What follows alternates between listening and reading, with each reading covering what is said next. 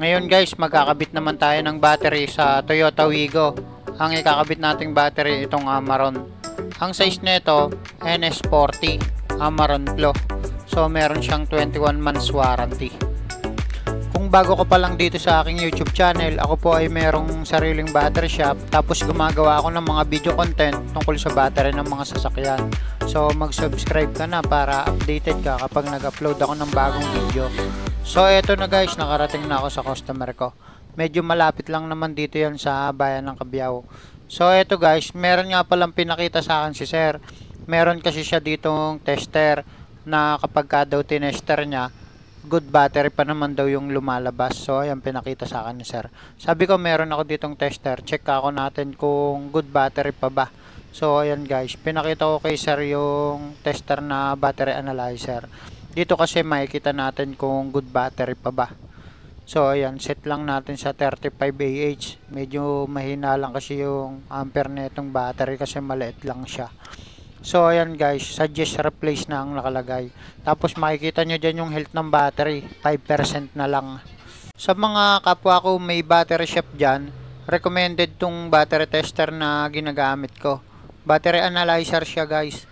Mas accurate to compare sa mas mumurahin na battery analyzer. Pero pwede rin naman yung ibang battery analyzer na yun nga yung mas mumurahin. Kaya lang feeling ko talaga mas accurate itong hindi pa ako nagkakaroon ng problema dito sa tester na ginagamit ko. Medyo may kamahalan nga lang siya. So ayun guys, na-share ko lang kasi kapag voltmeter lang po yung ginamit natin, mache-check lang natin yung voltage ng battery pero hindi natin makikita yung health nung battery mismo. So kagaya na itong caser na to, yung lumang battery, nasa 12.7 pa siya pero hindi na siya maka-start kasi nga po mahina na po yung CCA o yung cold cranking amps, tsaka yung health ng battery nasa 5% na lang. Ito pong lumang battery ni sir, na ikwento niya sa akin na 6 years na daw ito. So nagulat nga ako, ang tagal nang inaabot. Kaya nga daw Amaron din yung binili niya para mas tumagal daw. May iba kasi guys na susubukan yung Amaron, tumatagal naman talaga sa kanila. So ayun guys, na-share ko lang po. Iba-iba kasi yung experience ng mga customer. Pero etong sasakyan nila sir, medyo madalang lang din daw magamit. Kaya siguro isa sa dahilan yun kung bakit tumatagal yung battery. Ang year model nga pala ng Toyota Wigo na to, 2018 model. So ayan, tinanggal ko na yung lumang battery. Tapos ikakabit na natin yung bagong battery ni sir.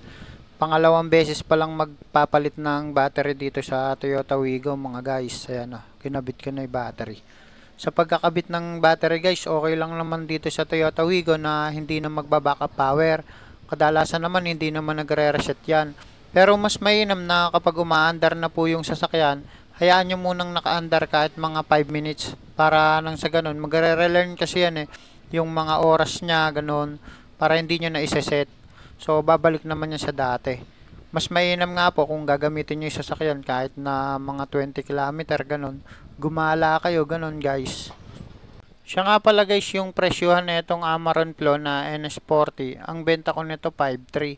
Depende naman yan sa mga store. Merong mas mahal, merong mas mura.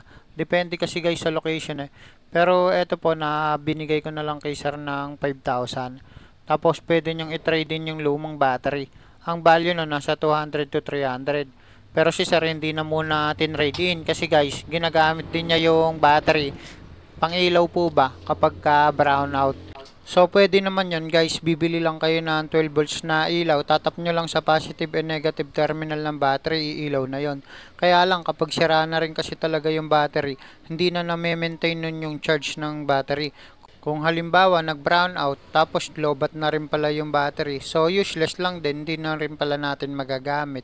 So eto guys, umaandar na yung sasakyan. Habang umaandar siya, gamit itong tester, makikita nyo yung voltage, kailangan tumaas siya. Ayan sa pagitan ng 13.5 hanggang 14.5.